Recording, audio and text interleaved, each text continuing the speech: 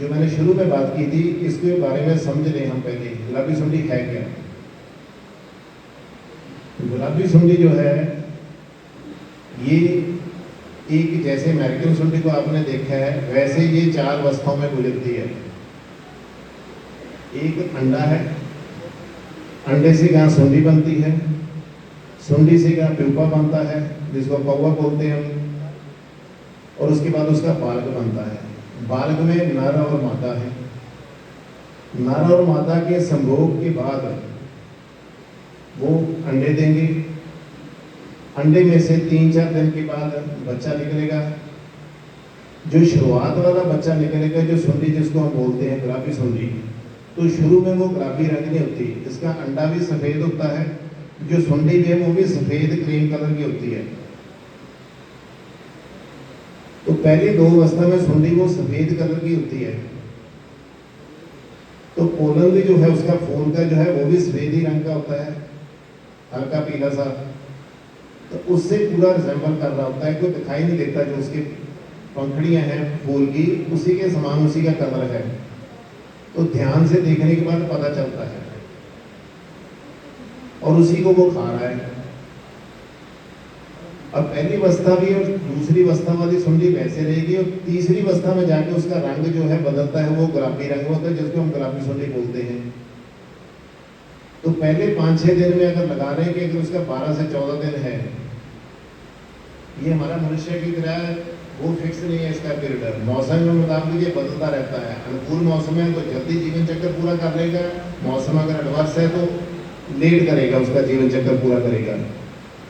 तो हम रफली बता रहे 12-14 दिन में उसकी सुंडी ने अपना जीवन चक्र पूरा करना, सुंडी वाला पीरियड पूरा करना है। तो उसके पहले 5-6 दिन में वो व्हाइट वाला रहेगा, और बाद वाले दिन में वो गुलाबी वाला रंग हो जाएगा, जिसको हम गुलाबी सुंडी बोल देते हैं। अब 4 उसके बाद उसने फिर प्यूपा में कन्वर्ट हो जाना है, जिसको कौवा बोलते हैं हम। तो उस स्टेज में आगे वो 7 से लेके 10-12 दिन तक वो रहेगा। उसके बाद आगे बालक आ जाएगा। अब बालक में नर भी होंगे, मादा भी होंगे। अभी अब जैसे चेपत, अभी सरसों आपने काटी है, अभी सरसों के ऊपर तेला आ जाता है, तो उसमें वो सीधे ही, उसमें एग नहीं होता, सीधे ही आगे बच्चे निकल देता है। लेकिन इस केस में जो सुंडी होती है, जो तितली और मक्कड़ होते हैं जितने, इसमें वो 4 अवस्था से गुजरेगा। लेकिन इन 4 अवस्थों में ना तो हमारा अंडा नुकसान कर रहा है, ना हमारा प्यूपा या कौवा नुकसान कर रहा है, ना ही हमारा बालक नुकसान कर रहा है। हमारा नुकसान कर रहा है एक ही स्टेज है जो है सुंडी। तो ये सारा जीवन चक्कर मौसम के मुताबिक 30-35 दिन में एक जीवन चक्र पूरा कर लेता है। अगर इसके उल्टा व्हाइट फ्लाई पे जाए तो वो इससे आधा टाइम लेगी। तो उस केस में इसकी जो 3 से लेके ओवरलैपिंग 5 जनरेशन तक हो जाएगी एक सीजन में। 1 मंथ का लगा लो तो अगर वो जून में स्टार्ट हुआ तो जुलाई, अगस्त, सितंबर और अक्टूबर तक वो रहेगा उसमें बेस्ट। तो शुरू में उसको अगर मैनेज करना किसी भी चीज को, तो जब हमें पता है कि जब वो वीक है, कमजोर है, अगर वहां पे हिट करेंगे तो मैनेज कर पाएंगे। लेकिन जब उसने पंख फैला लिए, फैल गया पूरा, तो फिर उसको मैनेज करना डिफिकल्ट है। तो फिर ये सुंडी जो है, इसको लाइफ साइकिल आपको पता चल गया, डिफरेंट स्टेजेस पता चल गए। हमको ये भी पता है कि सुंडी ने हमारा प्रकोप करना है, उसने नुकसान करना है।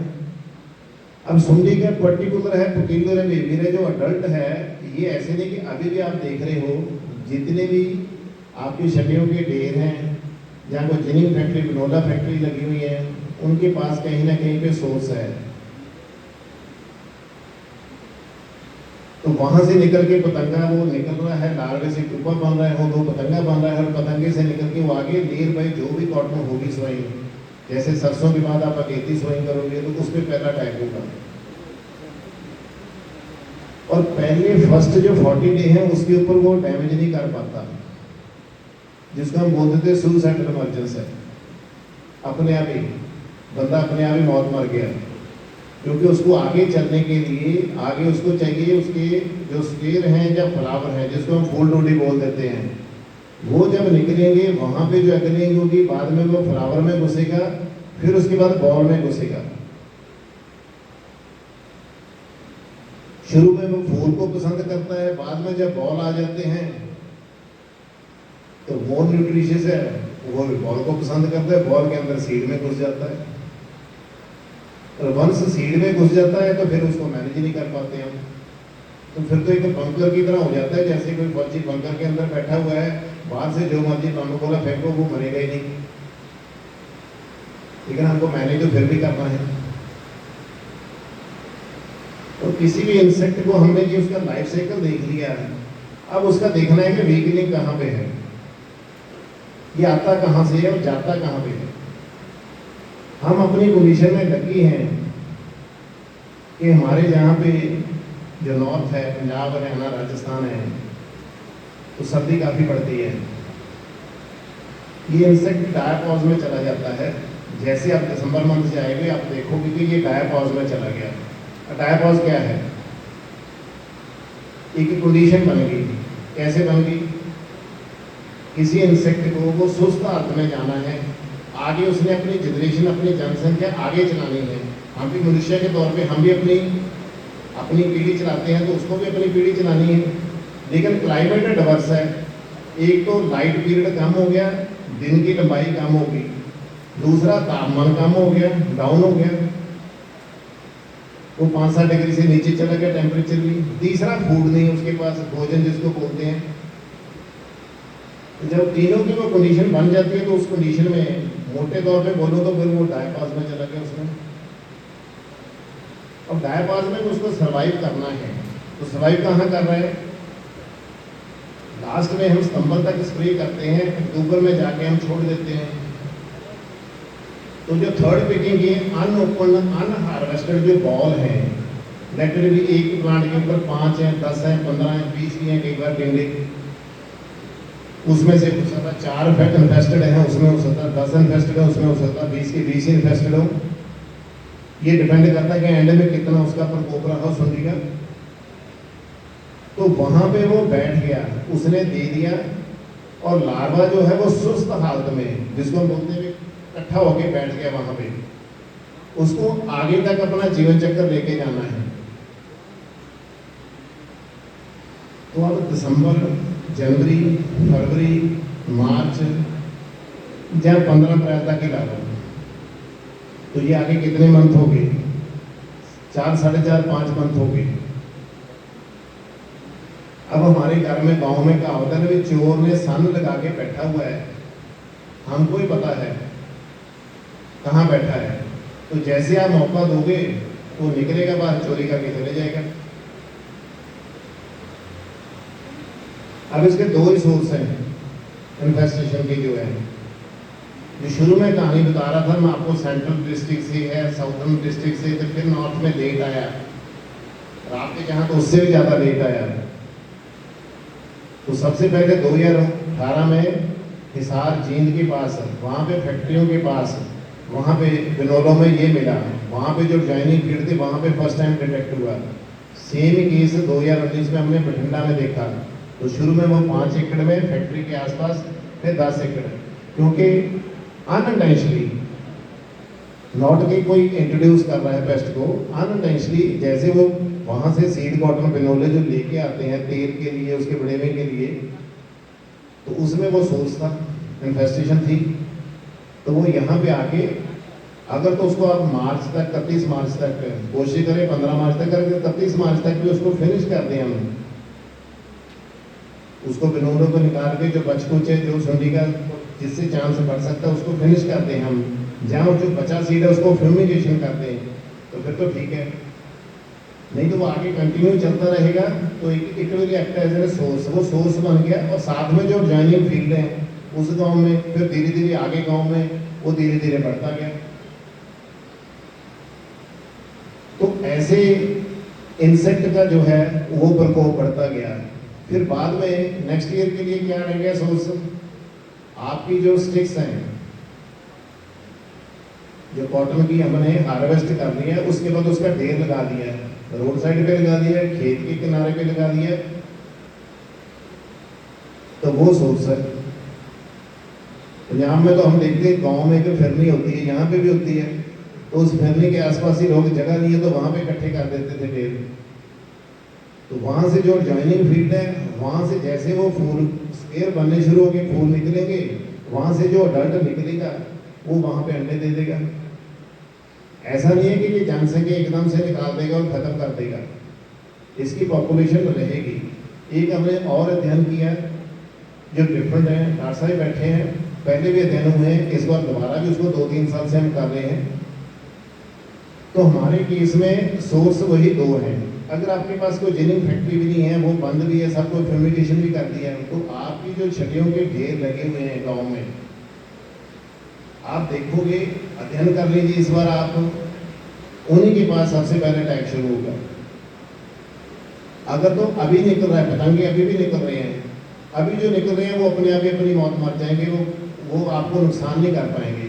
लेकिन जैसे आपकी सोइंग हो जाएगी, फर्स्ट 40 डे तक तो आपको डरने की जरूरत नहीं है, लेकिन 40 दिन बाद किस्म टू किस्म वेरी करेगा, वो 45 दिन बाद वो उसके ऊपर स्केयर आने शुरू हो जाएंगे, फूल लगने शुरू हो जाएंगे, किसी में 60 डे भी आएंगे।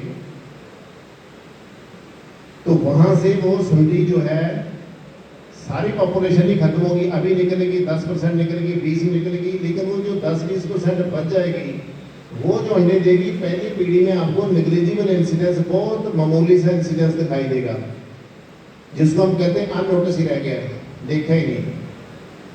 पंजाब में तो हमारे उस टाइम पे लोग पैडी में बिजी होते हैं, पैडी की बिजाई कर रहे हैं जोर में, जब ये सुंडी कहीं ना कहीं पे अटैक कर रही होती है तो पता ही नहीं चलता, डिटेक्ट नहीं कर सकते।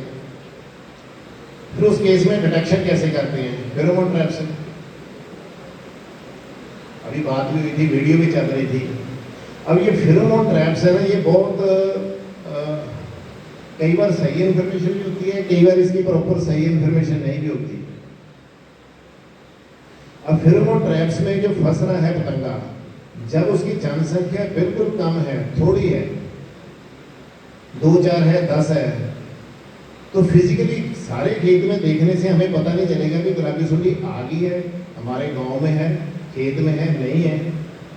तो एक फेयर बिट आइडिया लग जाता है फेरोमोन ट्रैप से हमें, लेकिन लगाना उसको फूल निकलने से पहले ही। तो उससे हमें एक आइडिया हो गया कि ये यहाँ पे मौत की पॉपुलेशन आ रही है, आज 1 आ रहा है, कल 2 आ रहा है, परसों को बढ़ रहा है। तो हम अज्यूम करते हैं नर और मादा, जैसे हम लेडीज और जेंट्स की जनसंख्या हम बात के चलते हैं 1000 के पीछे 950 लेडीज होंगी, तो हम इसको ही मान के चलते हैं कि 1:1 रेशो है इसकी सेक्स की। अगर आपके पास 20 फंस रहे हैं तो कहीं ना कहीं 17-18 फीमेल भी वहां पे होंगी। अब लेकिन जब जो फेरोमोन ट्रैप में फंस गया है, अब ये नहीं पता कि वो मीटिंग करके आया है वहां पे या करने से पहले फंस गया यहाँ पे आके। अब वो करते हैं मीटिंग या दूसरा तो फीमेल है वहां पे मेटेड है, तो उसने आके अंडे देने हैं, तो ये रोक नहीं सकते हम उस चीज को। लेकिन हमको एक आइडिया दे रहा है इस चीज के लिए कि हम प्रिपेयर हो जाएं फिजिकल वेरिफिकेशन के लिए।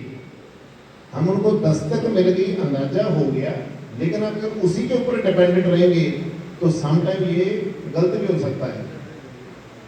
लेकिन आपको एक आइडिया दे रहे हैं उस चीज के लिए कि शुरू में फ्लावरिंग के टाइम पे आपके पास पे होगी। अब वो जरूरी नहीं कि आपके खेत में नर आ गया तो आपके खेत में मादा भी होगी, वहां पे अंडे देगी या नहीं देगी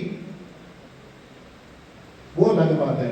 जब पड़ोसी के पास वो उसने ज्यादा अंडे दे दिए, तो हमको देखना है कि उसके बाद उसकी फिजिकल वेरिफिकेशन उतनी ही इंपॉर्टेंट है पहली जनरेशन के लिए। तो मैं अक्सर लेक्चर में बोलता हूँ या दूसरा कि जो है early detection and quick action. किसी भी चीज को जल्दी से हमने पकड़ लिया, अभी फॉर एग्जाम्पल हम बात कर लेते हैं, वो ज्यादा अंडरस्टैंडिंग होगी। मेरे जैसे आदमी को हो सकता है खांसी जुकाम रोज ही लगा रहता हो, आप लोग रोज खेत में काम करते हैं, आपको नहीं लगता है। अब खांसी जुकाम में भी जो वो होता है, या दूसरा तो शुरू में हम बिगिनिंग में अगर हो गया पकड़ लिया उसको, तो घर का ही नुस्खा लगा के हम उसको आराम से ठीक कर लेते हैं। लेकिन जब बढ़ गया, छाती भी जाम होगी, तो फिर हॉस्पिटलाइज भी करना पड़ता है। तो ऐसी ऐसी कंडीशन हो जाती है, चाहे चिट्टा मच्छर हो तो चाहे गुलाबी सुंडी हो।